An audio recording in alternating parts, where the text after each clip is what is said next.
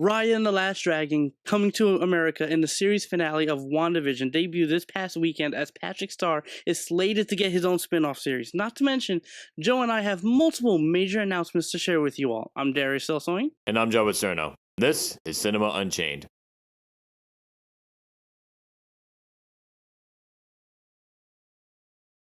All right, how's it going, everybody? We've got a terrific lineup for you today. We are going to be reviewing Raya and the Last Dragon coming to America, as well as the series finale, or really just the entire series of WandaVision. We're also going to be giving our thoughts onto what the actual fuck is going on at Nickelodeon with that new Patrick Star show. And also, we've got a couple of major announcements for you today. Just before we get into it, don't forget to like, follow, subscribe, and hit the bell to get all notifications, whether you're watching on YouTube, Apple, or Spotify. And guess what? Announcement number one, we are also on Google Podcasts as well as the Podcast Index. So hopefully you listen to through one of those platforms as well. If not, then I guess that announcement was a total bust. But either way, wherever you listen to us or watch us, show us that you care. Subscribe, hit that bell, follow, give a like, whatever you can do. And also, those social media pages, those profiles in the description below, they're there for a reason. Follow them. Hit them up. Now, before we dive into, I can't believe I'm saying this, the Patrick Star show, Darius, yes. I'm going to hand this actually big announcement off to you. So take it away, my guy. Of course. So if you guys have been following us for this many months as of now, you know that we are also filmmakers and we're also trying to get into the industry. And so we'd like to firstly announce our joint partnership. My co-host and I will be producing a short film called VENGE that will be debuting probably mid to late April. So stay tuned to that. I wanted to do that quick announcement that we will be doing our next short film together called VENGE, where it follows basically a young man who's on the verge of who's hunting or really looking down, trying to find his girlfriend. But as he's doing that, he uncovers certain things about his girlfriend that he may not realize, and he gets into a mess of things that were unintentional on his point of view. So we're pretty excited to be announcing this, that we'll be showing off VENGE, and we'll be in production in relatively the next few weeks for that one. So I'm personally excited about it. I know, obviously, Joe, you're pretty excited, stoked to be a part of this as well, aren't you? Well, yeah, I assume I'm excited, why don't you? But all kidding aside, no, I am very much looking forward to this. The film is starring Jonathan Tyler Peck, Brian Collins, and Tess Tregellis, three performers whom Darius and I both know through various experiences. The producers are, of course, Darius, myself, and our colleague Shay Loran. And I'm also DPing for the first time. I've never been a DP before, and I'm really looking forward to it. And yeah, I'm looking forward to the challenge. So also too, we've set up a short film, we've set up an Instagram for the short film. We'll put that graphic in the podcast and just so you can follow at Venge_short_film. And we're looking to submit this to film festivals when the time comes. And all in all, I'm just happy to be part of making something. I'm happy to be part of making a film. It's been a while since I've done it, so I'm really looking forward to this. And Darius, thank you for having the confidence in me to trust me enough to bring me onto this project. Of course, man. Of course. You know, we part of that crew now. We that crew together. Exactly. You know, we're soaring together. All right. So moving forward, before we get into coming to America, according to IGN, Nickelodeon has given the go for the Patrick Star show, and it is set to air this summer. The show is centered on a younger Patrick Star living with his parents and hosting a talk show from his bedroom. Oh boy, Darius. Yeah. This is not a drill. This is actually happening. What do you think about this stunning new development? For those that don't know, I grew up mainly on Disney Channel and Cartoon Network, not so much Nickelodeon. And to be honest, even as a kid, I never liked SpongeBob. So this is a surprise for me. Okay. Wow. I know we're probably going to be getting a bunch of unfollowers now. So I mean, obviously SpongeBob is a huge IP for Nickelodeon, and them actually making Patrick a star of his own show is interesting to say the least, because he's not the smartest guy in that series, if I remember correctly. Yeah, you do remember that correctly. And they're giving Patrick his own show. I guess being a main character on SpongeBob for 20 fucking years wasn't enough. But this is coming from someone who watched SpongeBob a lot when he was younger.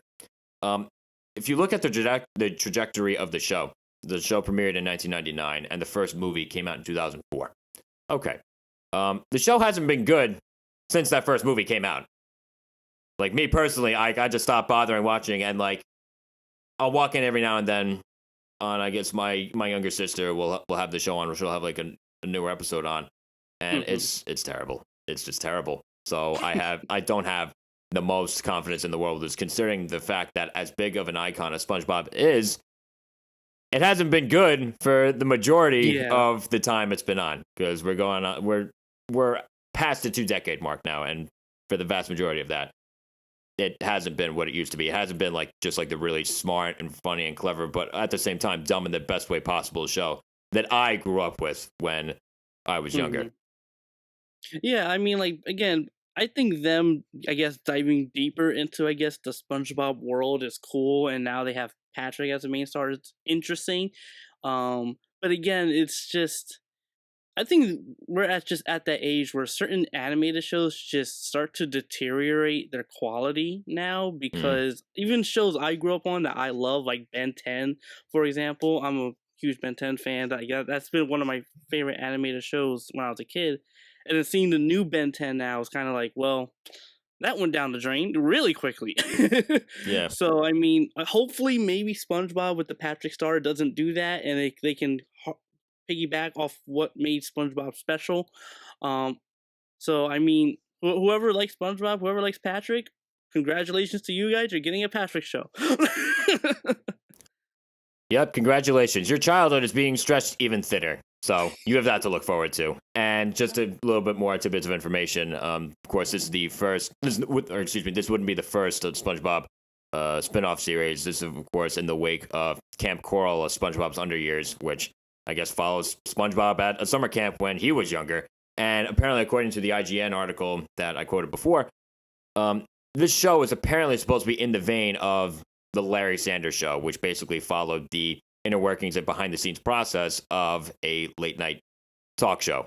So I'm thinking to myself, like, okay, that's a bit of an odd comparison. How are they going to pull this off? How are they going to pull this off? They're not going to pull this off. That's that's what's going to happen.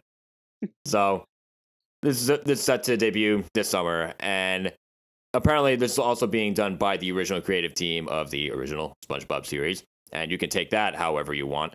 But again, how long have they been involved with SpongeBob, even in the years of SpongeBob where the show hasn't been that great?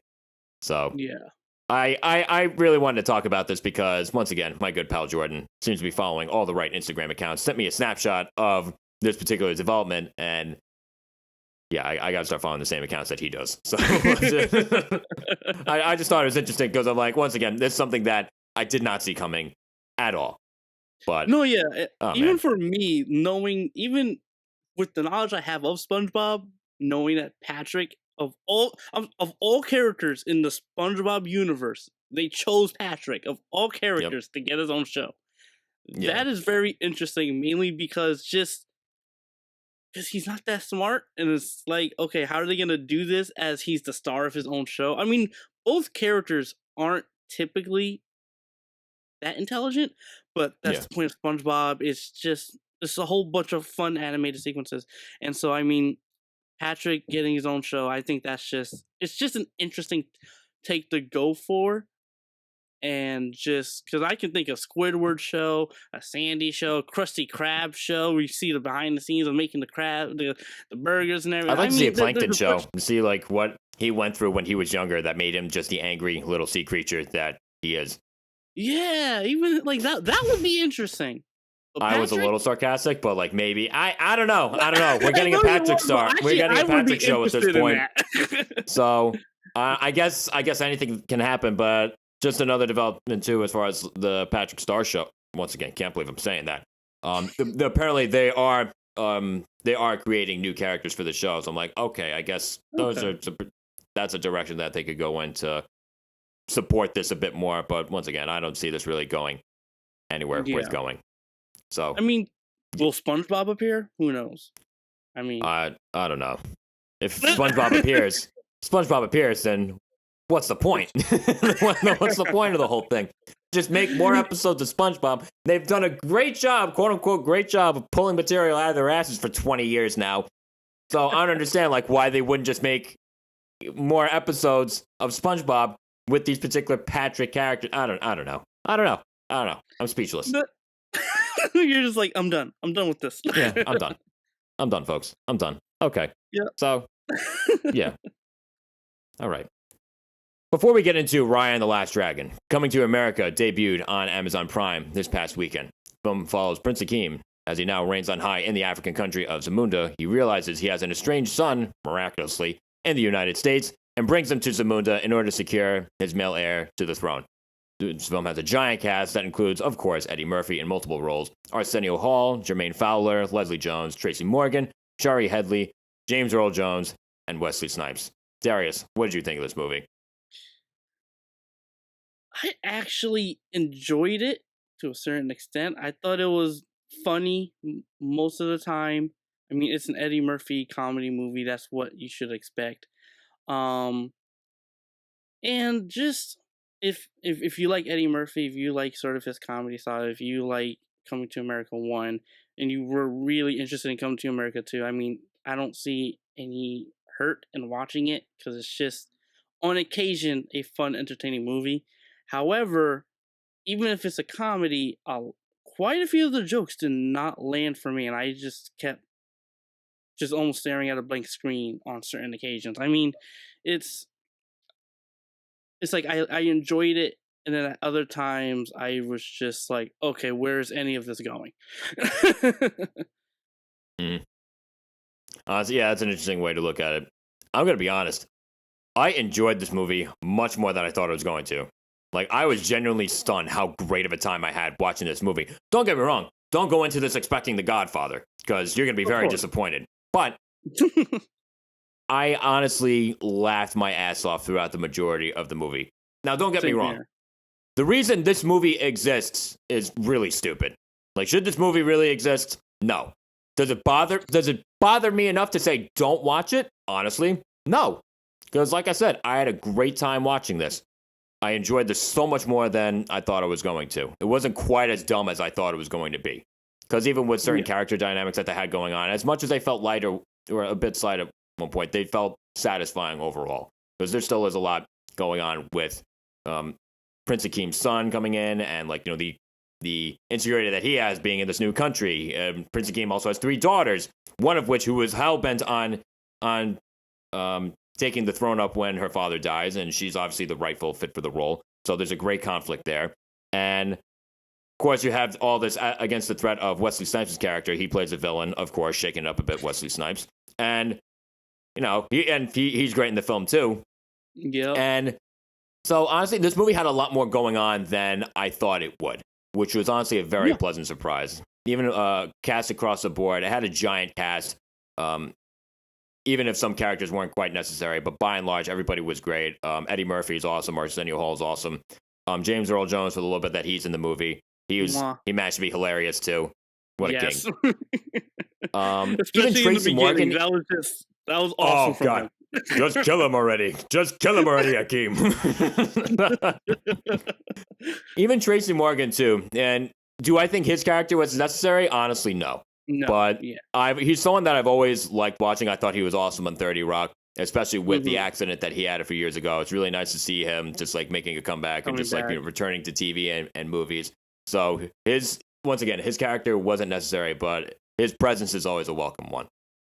Yeah, and speaking of like Wesley Snipes, like we haven't seen him in a while, you know, and he just, to me, he knocked it out of the park in this role and what he was supposed to. Like, he was the inspiration for Mufasa. Screen, I kept laughing.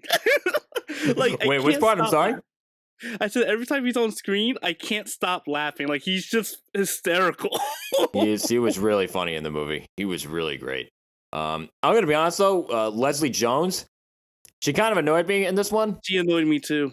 Yeah. I don't know if that could have been intentional. If that was the case, brava.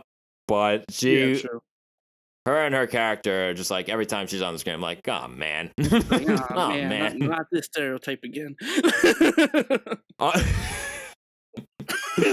Honestly, you're not wrong. But one of the things that I did appreciate about this movie is how I like the callbacks to the original film. None of them ever felt forced. From like Yep. all the other people that returned from the original movie to just certain references in the story and like certain parallels between like Prince Akeem's son and Prince Akeem and like the things that they go through, while still managing to put some kind of twist on Akeem's son's story. I thought that was pretty well done. I'm gonna be honest. Yeah, honestly, I didn't expect to actually care about Hakeem's son as much as I did. To be honest, especially in the beginning, I was just like, "Oh, he's gonna be this type." But over time, I was like, "You know what? He's not too bad. He's actually putting in effort. Like that's the thing. Honestly, yeah, Like that's yeah, for what got sure. me even more connected to him. That he was actually putting in effort to be almost, someone in power and in leadership. And so, just like in general, I really enjoyed this movie. I laughed quite a few times, and then there are definitely times when I was like, "Okay, I don't get this," or "Okay." It was just an Yeah, awkward, almost position where it's like, "Here's a joke." It kind of felt like you're meant to laugh, but I'm not laughing. yeah. It's funny in comparison to the original film. I'm not sure.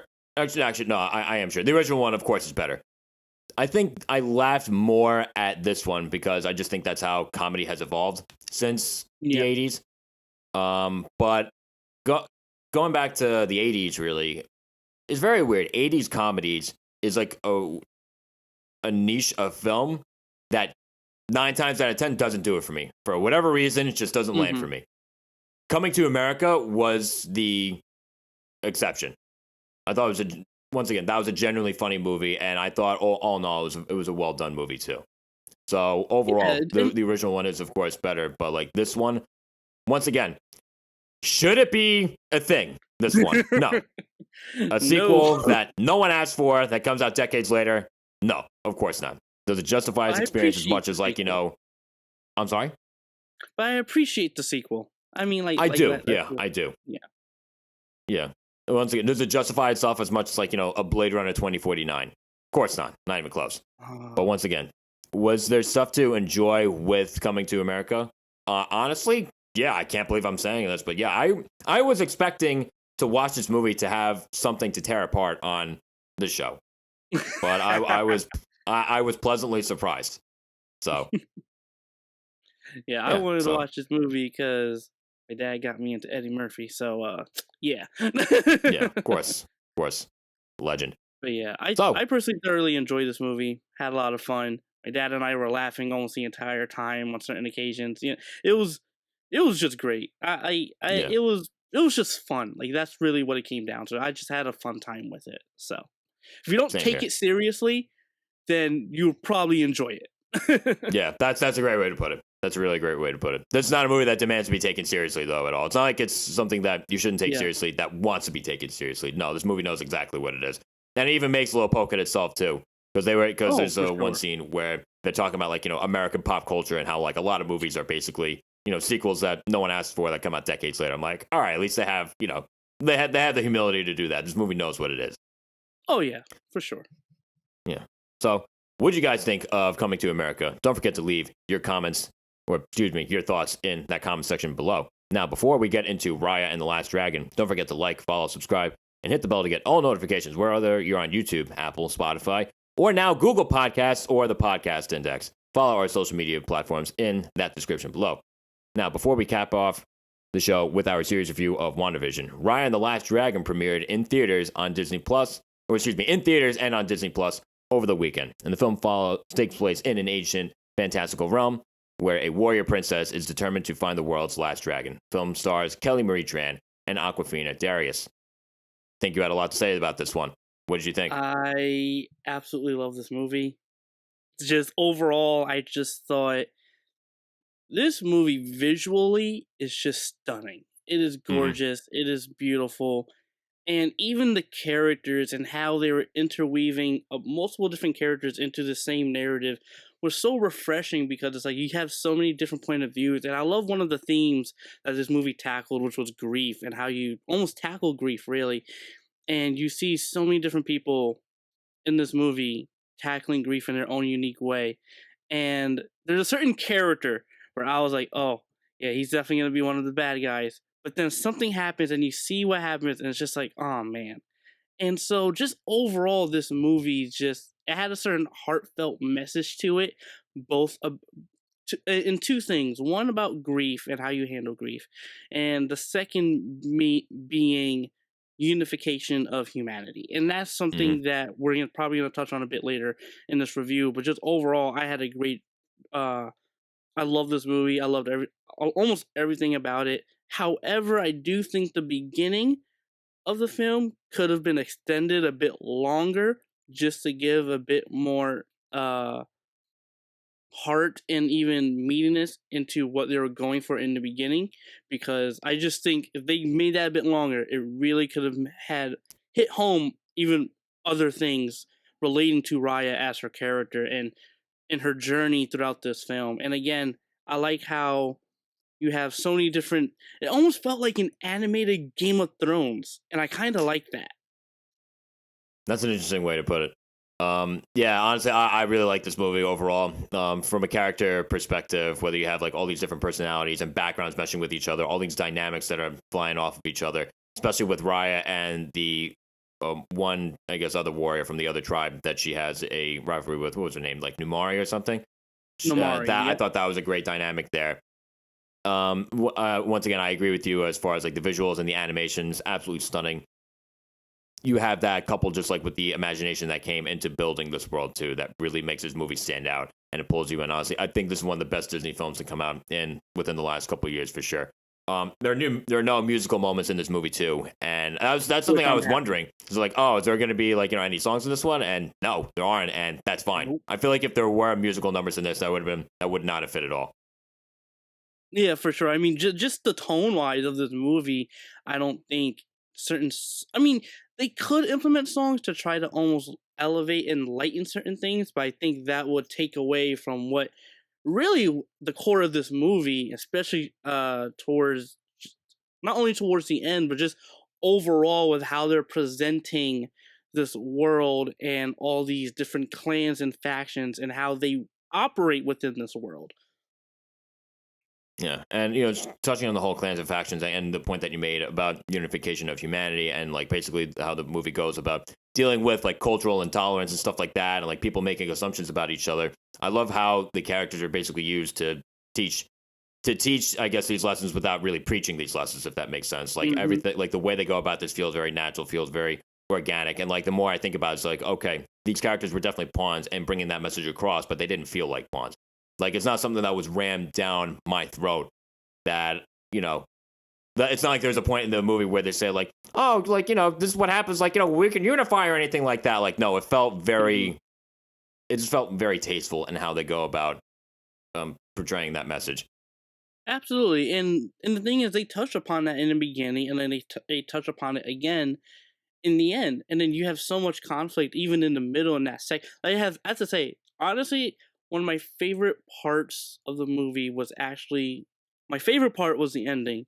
Then my second favorite part was just overall Act Two, and just overall all the conflicts within all the characters, even the ones that you wouldn't think have a bunch of conflict, they have conflict, and it actually negatively affects them. But you also have a character like Aquafina there, who that just lightens things up a bit. And Mhm. I thought she was great in this movie, by the way. Yeah, voice performances from Um, both of them were honestly terrific. And going back to Aquafina's character, she's another one that, like, yeah, she lightens things up at the same time. She still has a lot going on too. She still has a lot of insecurities. She has a lot to prove. She has a lot of things that weigh her yeah, down. absolutely. Like again, I absolutely love this movie for not just the visuals and but also I also want to give another nod to this that I really appreciate are the fight sequences. These Yes, are absolutely. amazing fight sequences in my opinion from Mhm. Disney animation. Um they very feel at home martial they really dived into some of the martial arts aspect and just the fluidity and even the camera angles. Knowing that this is a 3D animated movie, just the camera angles alone really felt like to a certain extent almost certain live action martial arts flicks, and I really enjoyed that because it's like they're doing research and everything, and I absolutely loved it. Mhm. Yeah, exactly. There's definitely very much a respect and attention to detail with the world that it's trying to portray, the I guess the cultures that it's trying to emulate as well. Also, this movie does a great job balancing like much of the mature materials that it deals with, as far as like death and like I don't know if you would describe this as like a plague or whatnot, and as far as like what takes out like a lot of characters and like what contributes to a lot of the Kind of like a sentient plague. yeah, it's again I don't want to give too many details because like Of that no, is a yeah, of spoiler, course. but with how it deals with that and it manages to balance that out, like these really, I guess, pretty dark subject matters with just a great sense of humor. Like this movie is also very, very funny throughout. Oh yeah, for sure. Like I said, and Aquafina definitely had was definitely the comedic element for sure. But even Raya, to a certain extent, I didn't expect her to be that funny. Honestly, I Hmm. really did not expect that, and so that kind of it didn't take me out of it completely. No, not at all. If anything, I liked the character even more, and I kind of liked her attitude towards certain things because it just showed that like it almost showed as if her toughness is kind of a mask of how she Yep. really felt, and I really enjoyed that. Again, I absolutely love this movie. But now, Joe, I do want to ask you a question now. As much as we love this movie, do you think it's worth to do the Disney premiere? Pay $30 to see this. I'm gonna be honest. There's almost nothing in my mind that'll be worth paying $30 just for me to watch something by myself. I will say with the ticket, what I paid for to see it in the theater, and just the time that was spent, honestly, I do think that was worth it. Okay. Because honestly, this is one of the most, in my mind, original Disney movies to come out in a while. From just like the central character of Raya alone, like I never thought of this like while I was watching the movie, but she's essentially a Disney princess. Like I totally forgot Yeah, about that. She's a Disney I princess, forgot about that and too. she feels very different from not only just like the classic Disney princesses like Snow White and Sleeping Beauty, who basically did next to nothing, but even from Frozen 2, who he feels very different from Elsa, the emo girl from Arendelle.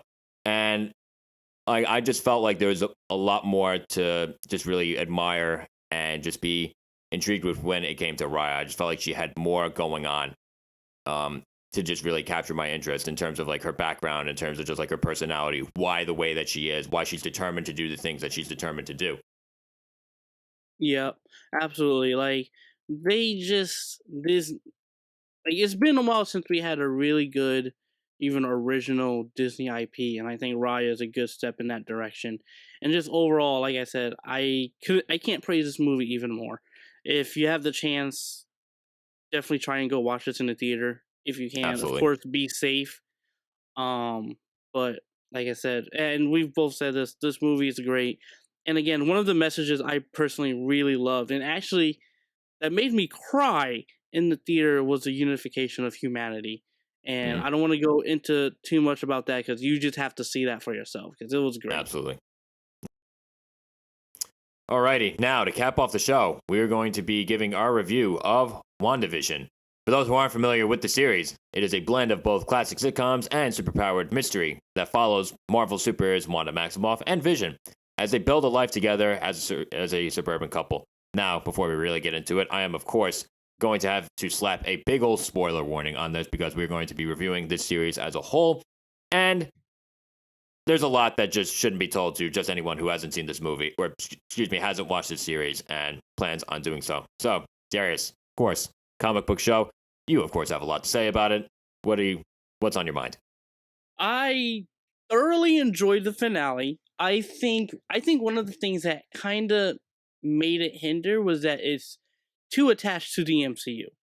And we'll talk about that when we talk about spoilers. And because it's like there's so many elements like when I loved seeing Wanda and Vision fighting. I loved seeing Wanda go all out again because it reminded me of Endgame and how she went all out on Thanos. Like there's so much power she had that in this finale that I thought was absolutely amazing.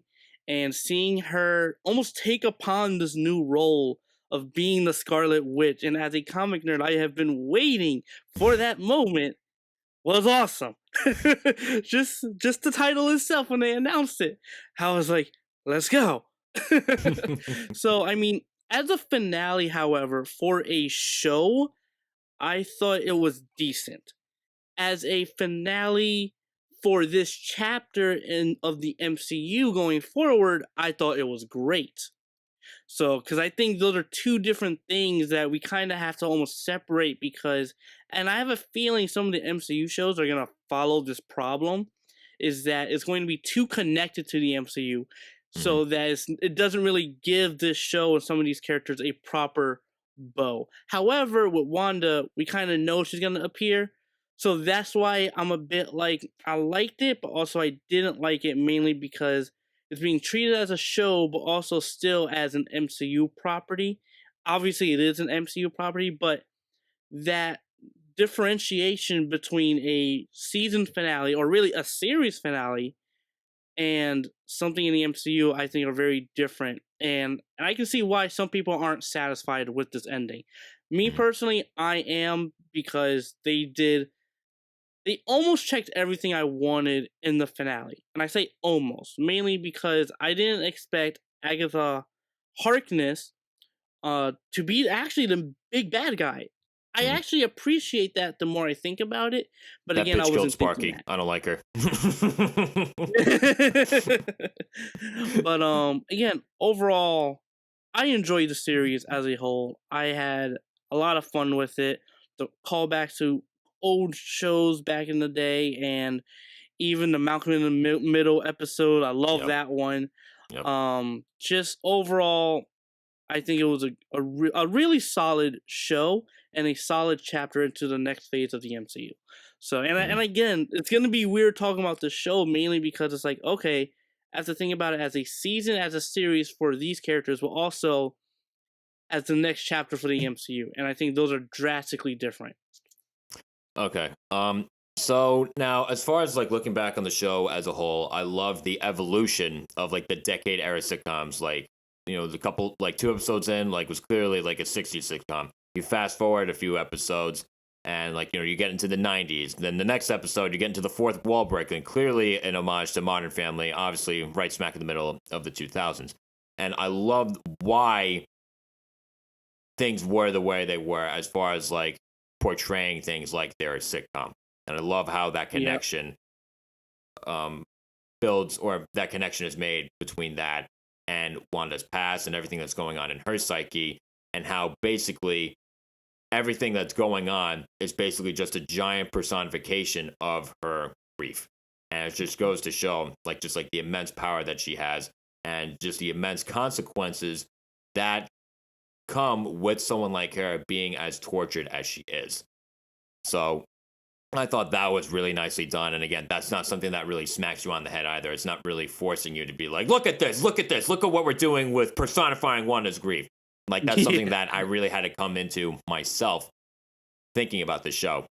Now, leading into the finale, I'm going to be honest, when it came to like that big final battle, for whatever reason, I was expecting something a bit more climactic. I was expecting Yeah. something more memorable as far as finishing off the show as a whole.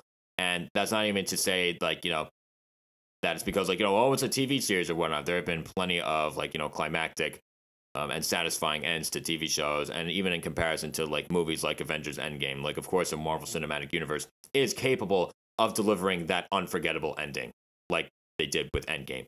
And I feel like they had potential for that with this show, with the buildup that the show had, because the show had, like, such a great sense of mystery that I loved. But unfortunately, Hmm. that sense of mystery kind of fizzles out a bit with how light things seem to feel by the time that the show wraps up.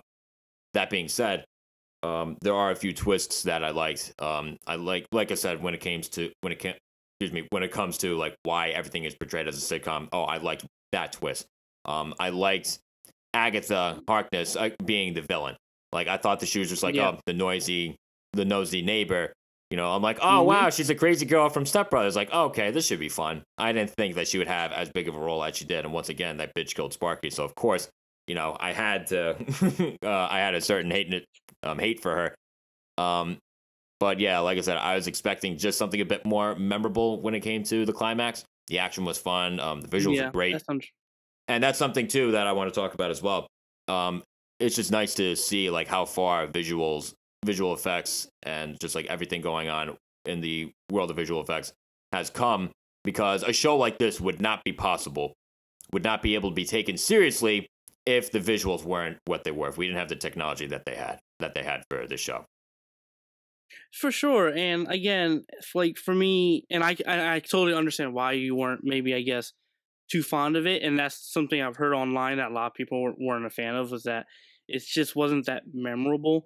Hmm. For me, I thought it was pretty memorable in certain aspects, mainly because once Wanda is finally who she's meant to be, and I really like that, and I like that sort of arc, and I liked her becoming the Scarlet Witch, becoming this chaotic wielder of magic. And I Hmm. also enjoyed the Vision versus Vision fight because that was intense to me I didn't see that personally. coming. That was interesting.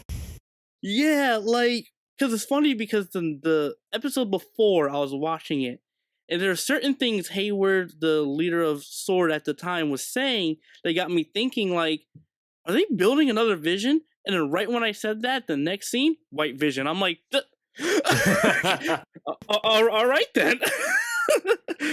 um, and so like the whole white, and the thing that I found really interesting about White Vision and and that fight scene really wasn't the fight scene, but really what they were talking about, the philosophical debate Hmm. that they were discussing to each other. Um, and so like, and it got me wondering that like, okay, going forward, is White Vision going to be the almost the new Vision per se? Because again, we're gonna be talking about spoilers. He got his memories back. He's got like, this is like, White Vision is a Vision from Age of Ultron, or from an Endgame, and really from Infinity War before he Yeah. died. So it's going to be interesting going forward how they're going to approach his new character arc mixed in with Wanda's as well. Yeah. Yeah, so again, like honestly, there are definitely like a few open-ended questions that the show leaves us with, which that part I do appreciate. And as far as Yeah, like its overall attachment to the MCU, I could definitely see how that would hinder that a bit, as far as like trying to wrap things up nicely. But at the same time, like okay, at least it gives us something else to look forward to. Like for I'm so sure. like I'm And wondering where Scarlet Witch is gonna go from here. But at the same, which oh, is very weird because like Doctor looking back at the Strange. series, I'm like okay. Um, like I said, overall fizzles towards the end, but was it worth? Do I still feel like it was worth the watch? Yeah, I honestly do, because Yeah. even just like everything leading up to the finale, which again, disappointed a bit. Like I said, I still want to know what happened next. Like I still don't mind the fact that I invested how much time into the show. I just wish that they could have wrapped things up better, so the process as a whole could feel more worth it. Yeah, and like, one of the things going into the show, I was just like, okay, it's gonna be cool to see Wanda afterwards. But then I was like, you know what? I like that WandaVision was more of a show of Wanda becoming her own and becoming almost the identity of the Scarlet Witch, because that's really what I thought WandaVision was about, mixed in with the fact of Vision and how, she created Vision. She Yep. created this new Vision out of her reality bending powers, which is powerful enough in its own way. And so, just, it's interesting mainly because it's like, okay, as a season, it was decent. As a chapter in the MCU, it was really solid. And I think for me, it's disappointing mainly because it's hard to because it's like, it doesn't really tie everything together. Again, they leave certain things open ended for the purpose of people to go back into the MCU, watch what happens and everything like that. And I do have issues actually with this episode, with the season finale, mainly because of continuity, because of an object that Agatha Harkness has called the Darkhold. Because it's like, it shouldn't be in her possession at all. So I'm curious as to, are they going to explain this and how and why? So, and I do have a problem with that, mainly because if you watch if people watch Agents of Shield, last time you saw that item that she has and she's using isn't Agents of Shield by Ghost Rider. Hmm. He has it, so now it's like, okay, you have to explain all of this. However, now it's a bit like, oh, they're not canon, so that's why I'm a bit iffy with this finale as well. Mainly because it's part of the MCU, you have to explain more things now, and I don't think they are. That's the unfortunate thing. Yeah. So, overall, like I said, as disappointing as the show ends off, like, I still think it was worth the watch. I think it was worth the time. And I'm curious to all you guys who are still listening with us, like, how do you feel? Like, do you feel like overall, like, that watching the series however many weeks now was worth it? Did you enjoy the ride? Did you enjoy the finale? I hope you enjoyed the finale more than I did. And I'll just leave it at that. Anything that's on your mind, you know what to do. Just leave those thoughts in that comment section there below. And just like that, episode 11 is done. If you have not gotten a chance yet, do not forget to like, follow, subscribe, and hit the bell to get all notifications, whether on YouTube, Apple, Spotify, or Google Podcasts, or even the Podcast Index. And again, those social media platforms in the description, they're there for a reason. Follow them, hit them up. And Darius, once again, thank you for doing this with me. I think we had a great lineup. Of course. But once again, the planets seem to have aligned with 3 big things that we got to review, and I was actually looking forward to reviewing myself and actually watching. So, just like that, this has been Cinema Unchained. See you guys next week. Adios.